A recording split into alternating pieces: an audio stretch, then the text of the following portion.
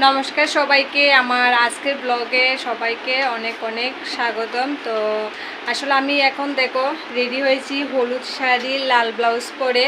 তো আমাদের এখানে যে রাম ঠাকুর উৎসব, তো এখন যাব হচ্ছে, আজকে উৎসব শুরু হবে।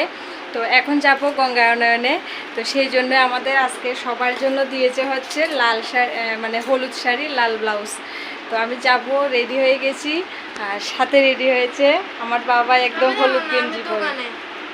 ও যাবে না, অনেকটা দূর যেতে হবে, ও যাবে না, ওকে দোকানে বসিয়ে এরপরে আমি যাব। তো চলো, আজকের ব্লগটা কিন্তু তোমাদের সাথে এটাই থাকছে, শেষ পর্যন্ত দেখো। জয়রাম সবাইকে, আর আমাদের এখানের উৎসবের সবার জন্য আমন্ত্রণ রইল। চলো ব্লগটা দেখতে থাকো।